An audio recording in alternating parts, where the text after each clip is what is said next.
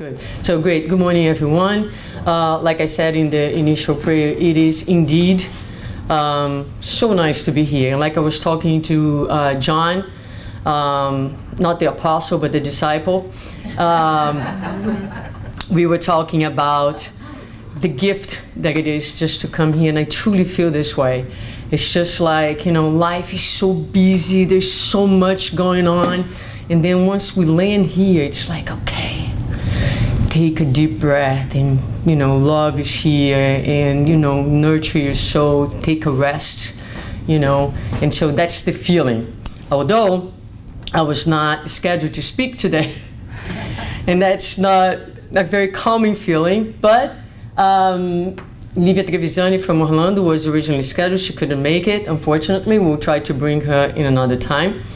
And so what I bring today is actually the result of our study on Wednesday. We have our study group in English, and we were actually talking about prayer. So in a very short time, I thought that would be a good thing to do, just to tap into what we were studying a few days ago to speak today. But when I sat down yesterday to put this talk together, I thought this is going to be easy. I'll just gather my notes from Wednesday. But then I didn't have my pen drive, which I forgot here. So I said, okay, I know that, most of it came from the gospel, but let me kind of go on YouTube and see what's there. And so I ran into a video of a minister called Priscilla Shirer. And because of the video, the lecture is called Prayer, the Seventh Weapon, which is a little bit of a funny title to even associate prayer with the term weapon. So we're going to listen to her talking, and we're going to put that into perspective for you and see why are we calling prayer the seventh weapon. And we're going to find the basis for her talk. She mentions that on this letter of Paul to Ephesians chapter 6. So let's listen to her.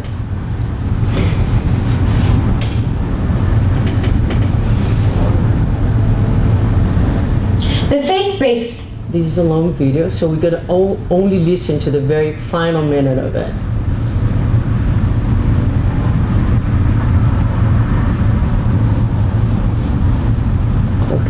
Husband or me or my family, that this would be anything that we would have the privilege to be a part of. So I've learned to just never say never and just make ourselves available to God and say, okay, Lord, well, whatever's next, I'm already on board for whatever's next. And so, who knows?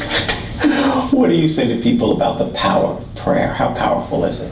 Yeah, well, I believe, Paul mapped out for us in Ephesians chapter 6, this spiritual armor. He's like, if you have this on, you will be victorious. The helmet of salvation, the sword of the Spirit, and on and on. And most of the time we stop at those 6 pieces of armor. But right at the tail end of that, he says over 2 verses, more biblical real estate than the other pieces of armor. He says, pray at all times in the Spirit, on every occasion, for all the believers. He goes on and on and on about prayer, as if to say, this is the 7th weapon. And this 7th weapon is the one really that infuses the other 6 with this power that they need to actually be effective in battle. So more than anything, I think that the Lord is trying to remind his people that if you'll just pray, I will hear. I will heal the land. Prayer is the key he has given us to unlock all the power of heaven, so that he's just waiting to release it, but somebody's got to use the key. And so if we'll use that key, he will unleash all of his power and his glory, and his presence will be known and felt not only in our homes, but in our world.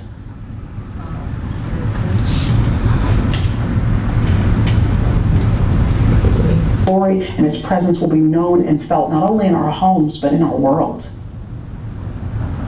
Okay, so let's see. At those 6 Is that because your pastor only preaches occasionally? Miss Clara, It's not. I really would like to help you sell your house. That's why I'm here. I need to go out and go back. Okay, so while Marcelo is fixing, wonderful, right?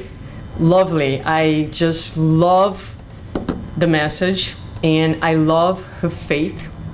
She's sure about the power of prayer in ways that sometimes I wonder, are we so sure about the power of prayer? Are we tapping into this powerful weapon as much as we should and could?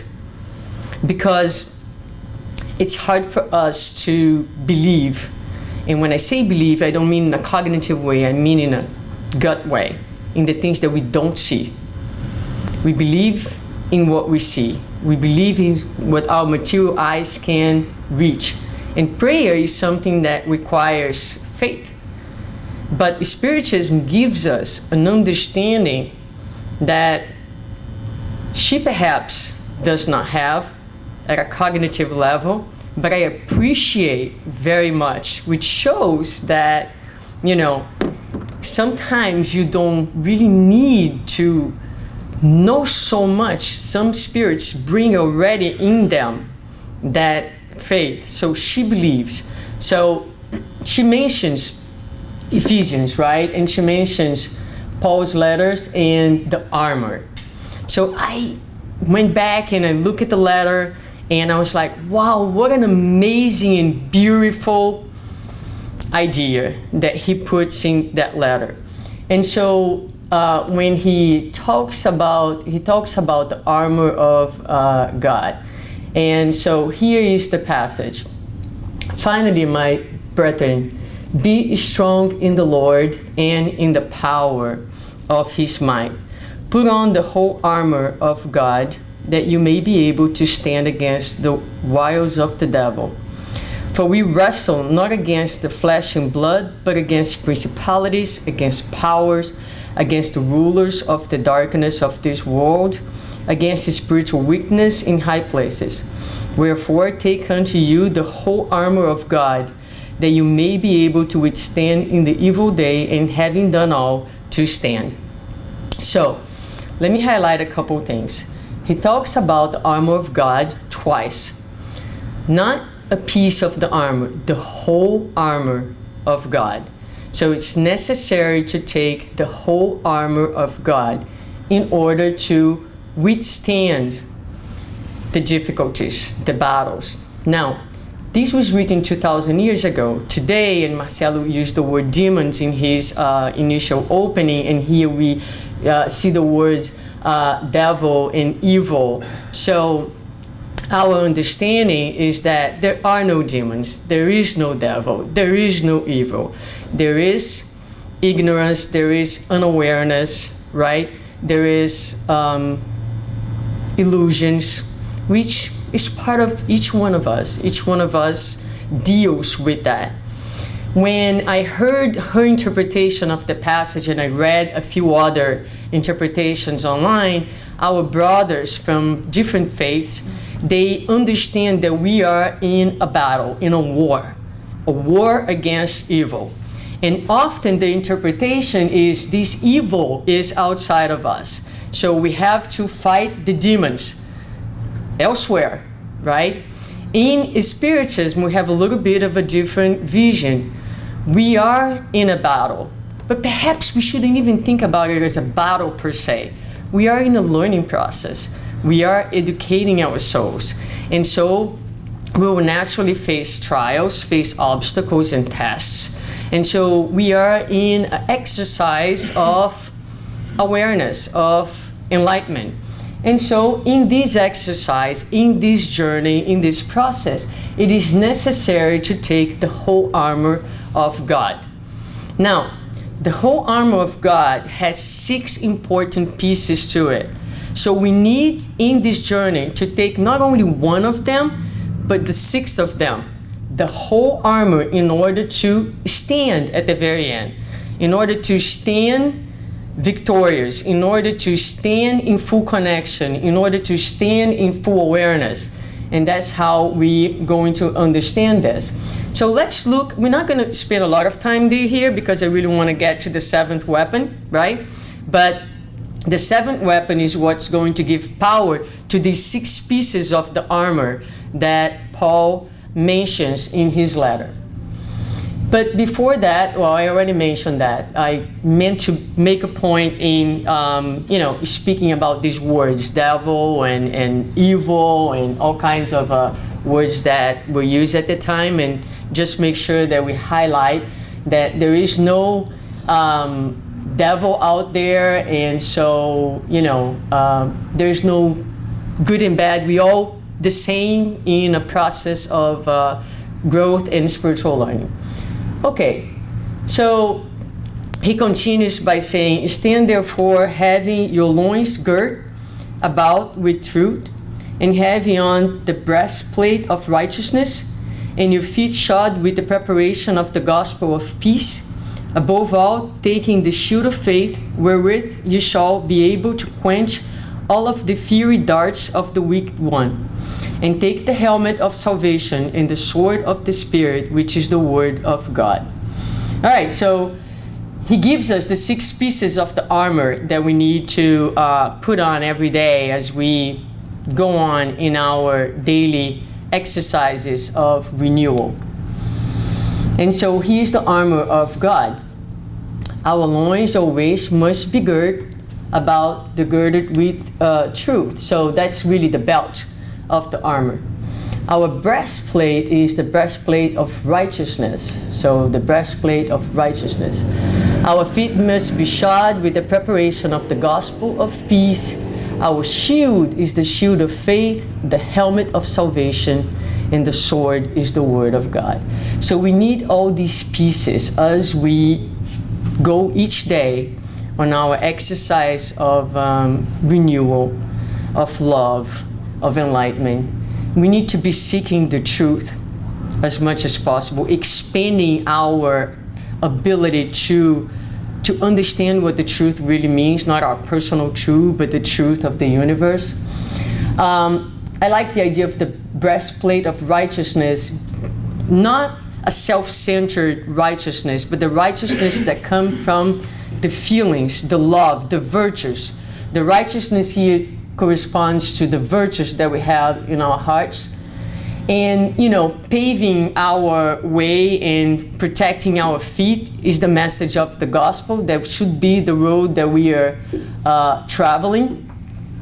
One of the important aspects of the armor is the shield of faith, which, without this protection, this powerful protection of faith, that's really what makes us move towards God and seek the connection. I mean, we need that in our journey. The helmet of salvation, my personal association is, the helmet's on the head. The head is where your ideas, your principles, right?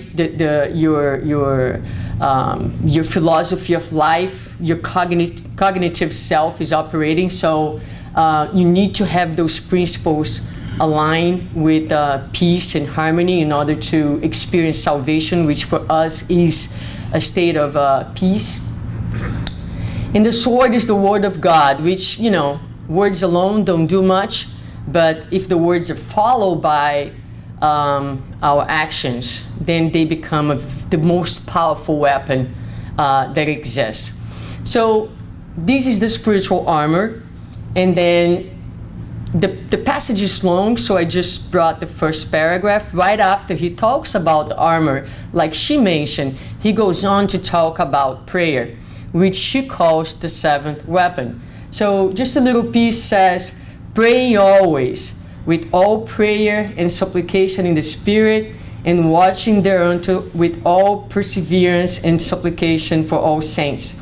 And for me, that utterance may be given unto me, that I may open my mouth boldly to make known the mystery of the gospel, for which I am an ambassador in chains, that therein I may speak boldly as I ought to speak. And he's going to go on to talk about the need to pray always. So going back to Priscilla's initial statement, she says, the prayer is the 7th weapon that's going to infuse power to all the pieces of the armor. So we can, because those pieces are pieces that each one of us is developing. But when we feel like we don't have the strength, that something is missing, we tap into this unlimited power the power of God. And God, as she said, will respond. But we have to tap into it. We have to turn that key. We have to move. Before in the gospel, before the chapter that talks about prayer, the chapter that comes before says, seek you will find. Meaning, you must move. You must do something. You must be active seeking in order to hear the response. It's not just say, I'm going to sit down and I'm going to pray and it will come to me. No. It's a collaboration between us and the universe. The universe will help us, but we must be engaged in helping ourselves as well. So, let's go to the gospel now and see what is the contribution that Spiritism brings in the understanding of this incredible and probably underutilized weapon called prayer. So, in the chapter Ask and You Shall Receive, we find this statement by Mark where he says, whatever you may ask for in prayer, believe and you will receive it, and it will be granted to you. Okay, so that's the first thing, to understand what that means. Does that mean that every time I pray with faith and I ask God for something, I will receive what I have asked for? Not necessarily, right? Does that mean that will always be heard? Yes, it will always be heard. And this is very easy to understand, because when my kid comes to me and say to me that he wants to play video games all day long, or my daughter wants to watch TV all day long, I'm listening to them. But I'm not going to grant them their wish, no matter how powerful is their request, right? And how passionate they are about what they're asking me. Because they're children. And they don't understand the implications of what they're asking me for. Same thing in our relationship with God. We are children, and more often than not, we don't know what's really best for us. So, a lot of times, and we who have been in Spiritism for a little while, sometimes we'll pray and say, God, I know, may your will be done and not mine. And then you're praying for something a little bit more specific. It may be a job, it may be something, and it doesn't happen. And you say, all right, God, it may be, it's not what you wish for me, but come on. You can't help but be a little disappointed on God, right? Because we still want, like, deep inside for things to go our way, if possible, right? So we have these kind of little battles with God. But I think once we understand that this is the relationship that we have with God, like very much like we have with our little children, it becomes a little easier to understand and to accept what it is, maybe even when we cannot see the reasons. All right, so, but let's talk about the power of prayer, right? And so what we're going to do in the second part of our talk is to, I forgot my book, is to illustrate, but I know the story in my mind, but I just wanted to kind of read what Chico Xavier had to say. So there's a book called My Pieces on the Mirror, which is written by Marlene Nobre, who is no longer with us. She discarnated a little while ago. And she spent a lot of time working with Chico Xavier. And so she promised him that at some point she would put a book together where she would gather many of the stories and the occurrences of the time that she spent with him, but also that were registered by other people who lived with him, who had the opportunity to live with him. So there is a chapter where she shares the story that Chico used to walk a long way to go to a farm where he used to work at a very young age. And many times he did this trajectory walking. And so he would leave like around 6 o'clock in the morning and come back about 6 o'clock in the afternoon. And he said that he always would see spirits on his way. And that every time that he was working more actively in the publication of a new book, he would suffer many attacks. The spirits would appear to him and would curse and would accuse him of being protected by others. And he said that, they were bothered by the work that was being done and they were very hostile towards him. So one of these days he's walking and he sees hundreds, the book says about 600, it's a multitude of spirits who show up in front of him on his way to work. And he got scared because the spirits were very, very angry, were yelling. Some of them were holding weapons, and it was a very disturbing image. I mean, I would be disturbed if I see one spirit. Now, let's think about 600 of them, right? So, he is scared. And so what he does is he remembers of praying, he kneels down, and he starts praying like with a lot of faith. But in his prayer, and this is what I wanted to read, he says something like, "Dear God, help all these spirits who are in front of me. Bring them light so they can see the truth in your love. Help them." So his prayer was not like, save me or get rid of them or anything like that, but like, help them. And then he says that something really interesting happened, because as he is praying, one by one, the spirits start to disappear. And then when he's done praying, all the spirits are gone.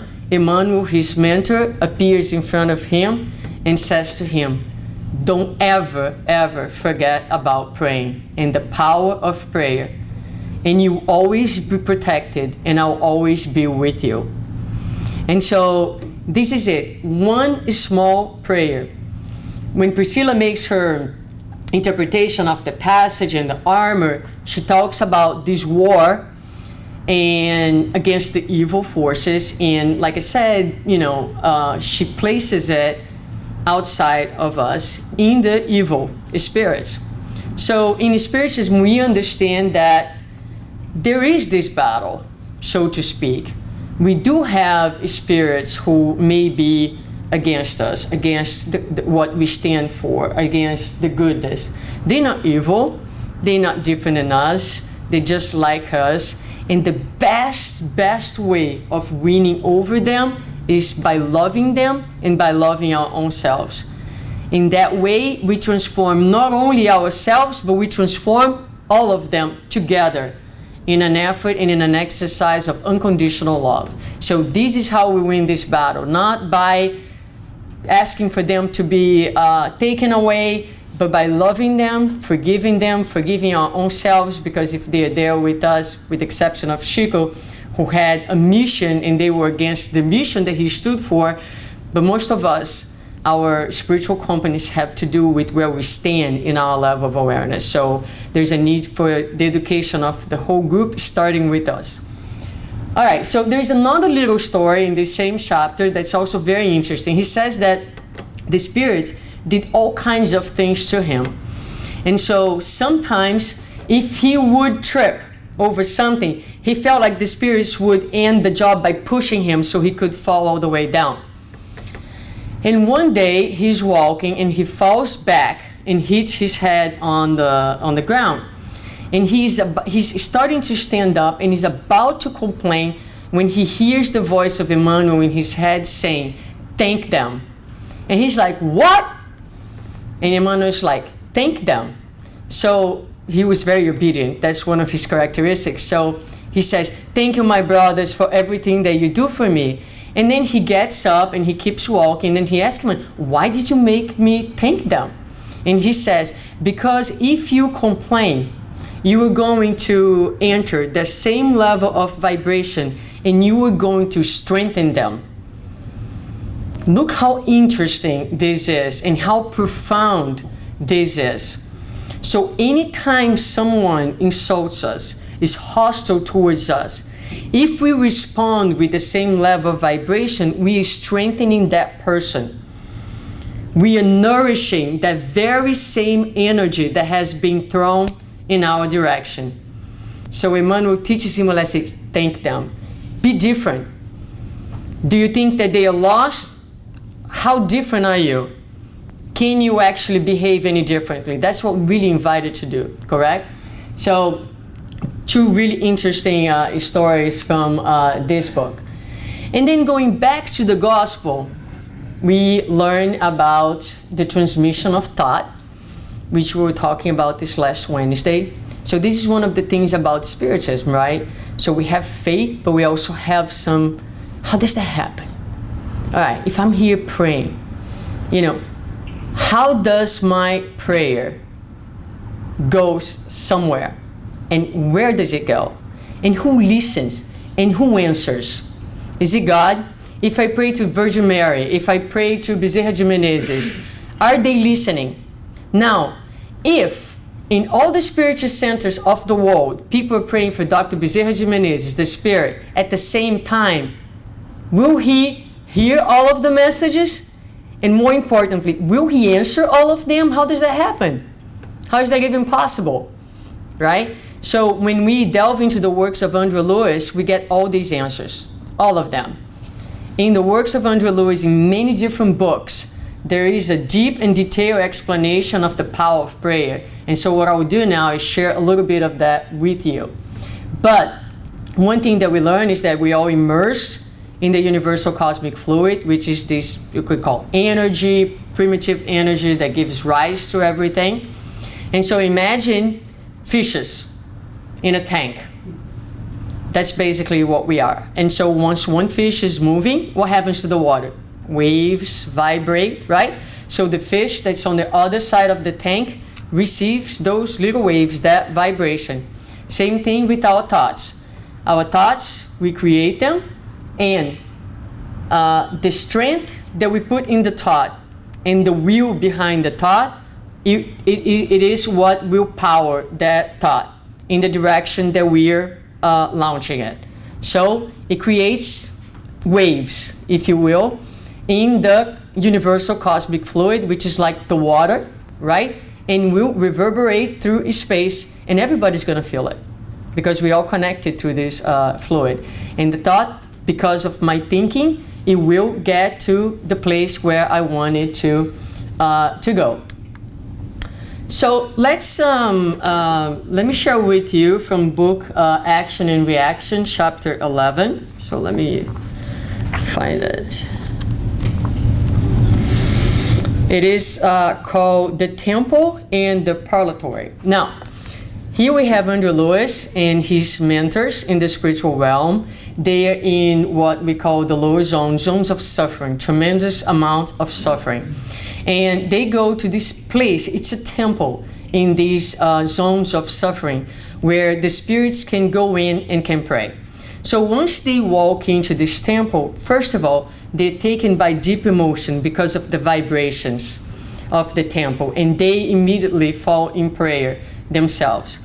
And then they are observing the temple, and the temple have those niches, which I put a picture over there. So these empty niches that, according to his mentor, give every single person the opportunity to talk to heaven according to their faith. Many different faiths, so it gives them a little privacy. They go into their niche, and each person, in the way that they experience their faith, they will go and they will pray. And he explains something that I think is really cool. He says, until the soul acquires infinite wisdom, it must travel the long road of the symbols of learning and culture that guided along the pathway of intellectual growth. So while we are learning and growing, we need the culture, we need the religions, but these one day will all disappear, okay? We will no longer need religions and specificity of cultures because we're gonna have just, the wisdom that encompasses it all, right? So he says, the divine powers that govern us have determined that every kind of honest and respectable faith should find love and veneration here. So it's a place for all faiths, which is really nice and really beautiful. So they notice a small group of people who are praying. And so they say, some are standing, some are seated, some are kneeling. People are praying according to their culture and their beliefs. And he says, as long as mutual respect is observed, anyone can pray as they see fit. So no right and wrong, should be that way. No. As long as there is sincerity, right? That's the most important thing. So they say, let's observe this first woman here. So they see a woman who is praying, say, let's observe her. So they put their attention in that lady that was praying. And to my surprise, Andrea Lewis says, I saw a beautiful picture. I saw a beautiful picture taking shape little by little, as if it were emerging from the lily white wall. It was the living reproduction of the lovely sculpture by Teixeira Lopes, representing the Most Holy Mother mourning her dead divine son. So the woman is there, she's praying, and she is praying to Mary. And in the niche, the fluids of the niche take the color and take the shape of her own thoughts.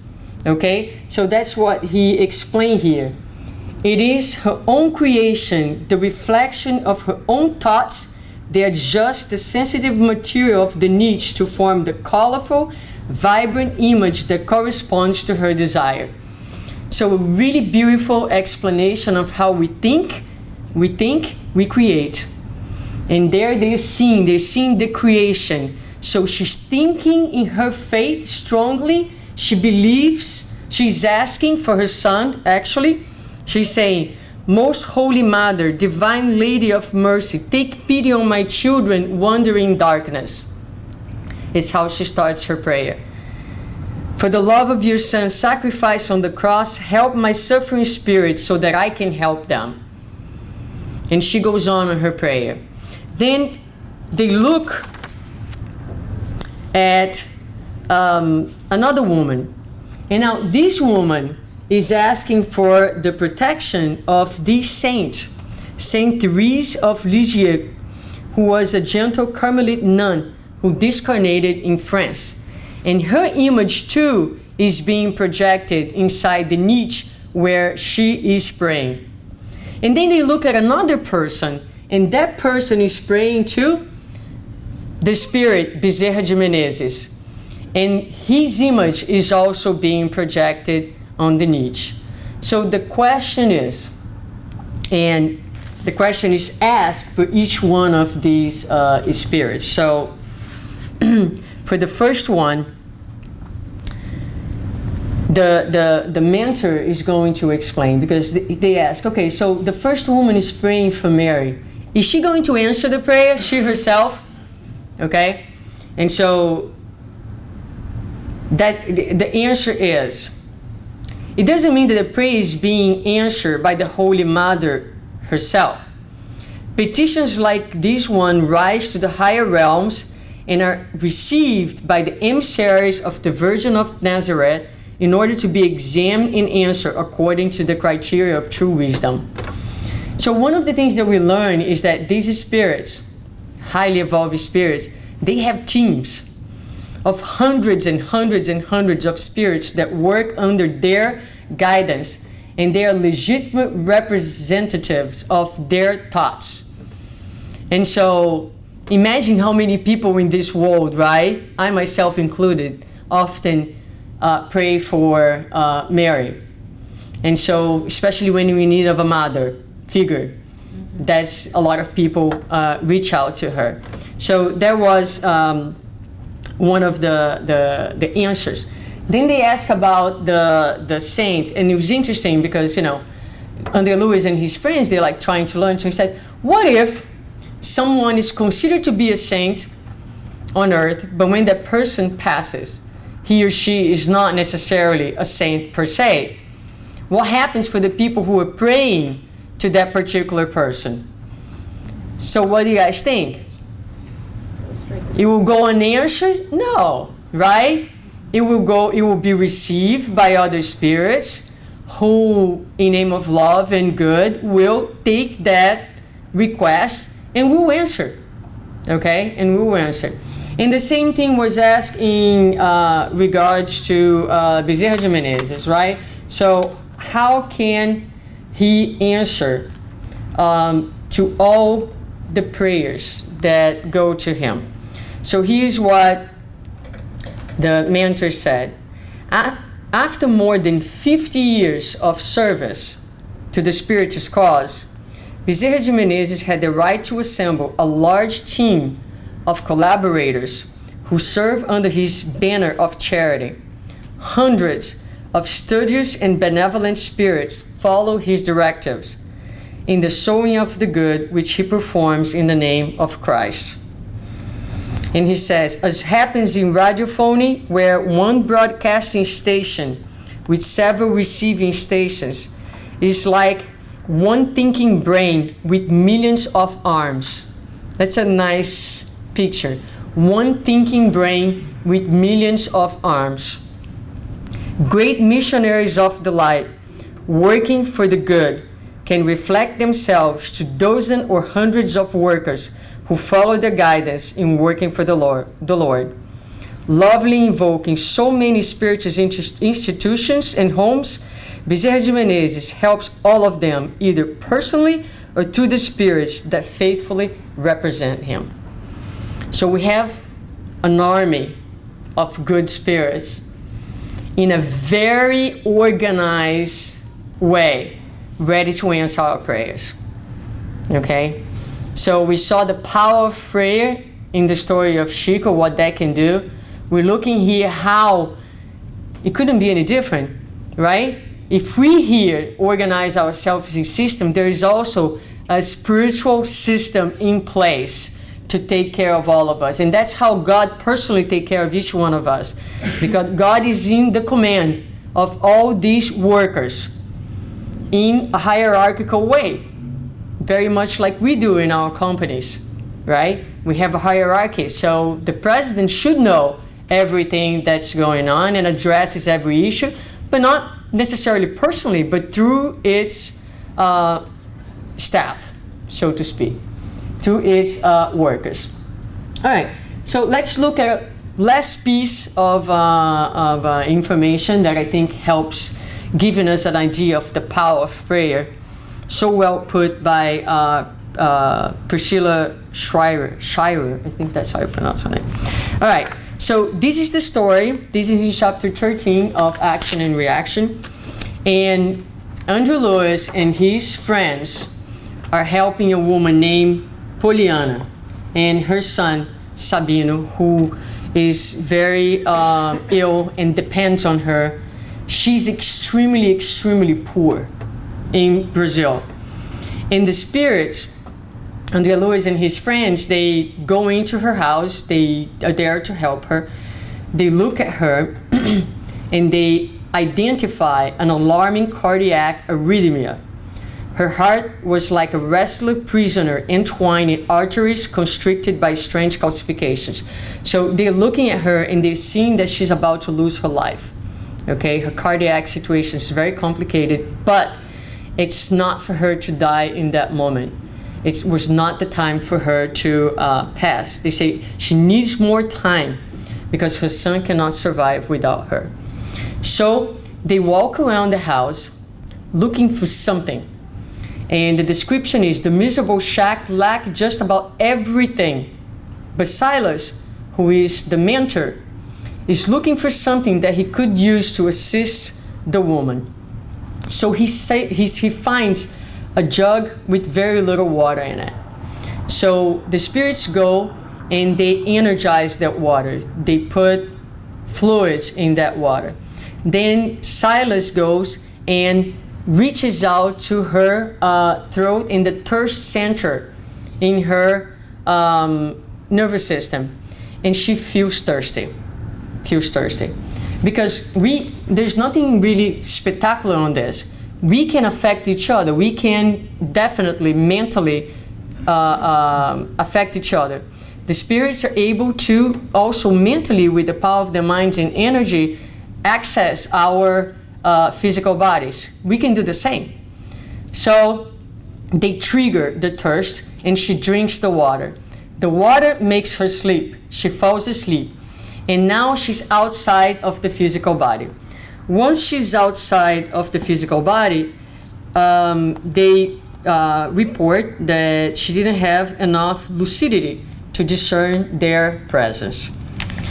Nevertheless, he asked the group to pray. Silas, the mentor, asked the group to pray.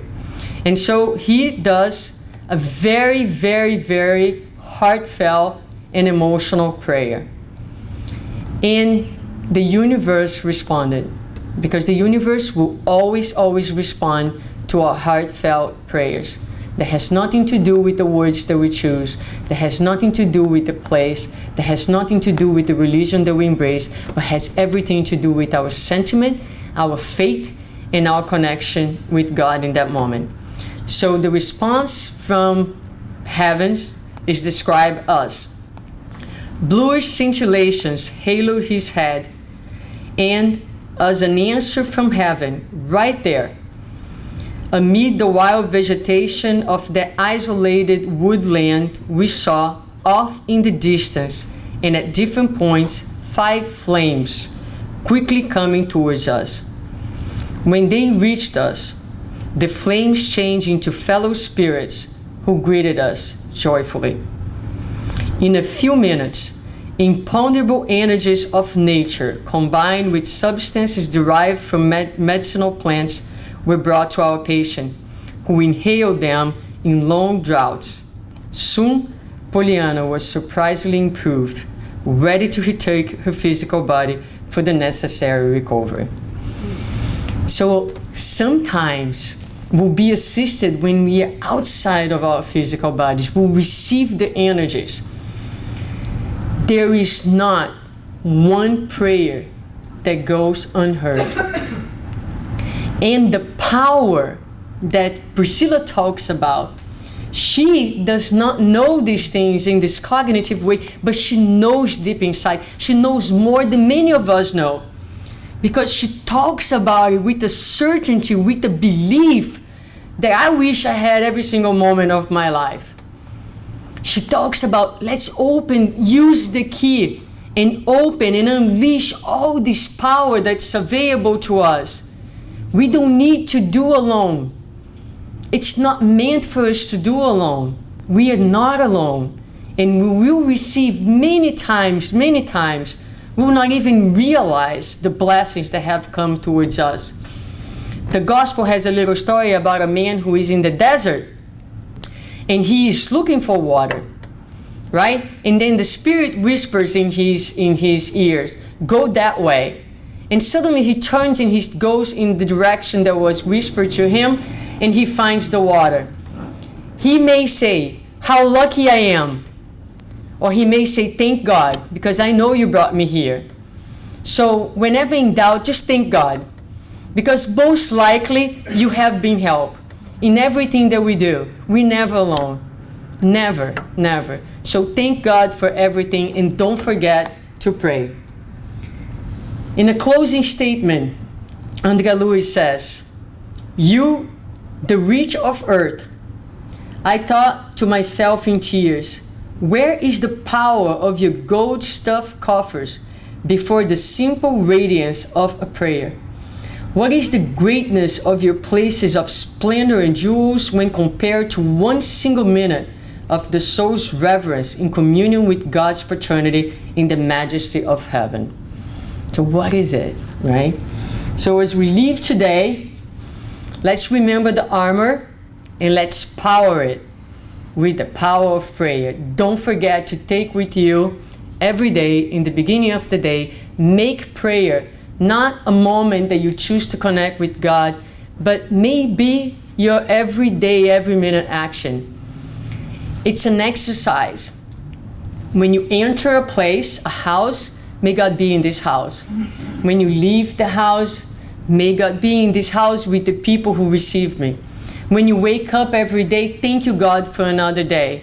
For everything that you've given, thank God.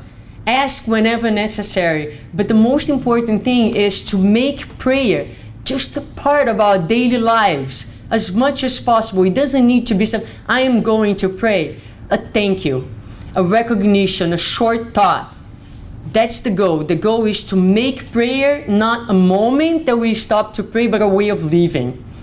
Because it means that at each moment of our lives, we are striving for a higher connection, and we are unlocking the infinite power that is available to us, which is the power of God's love.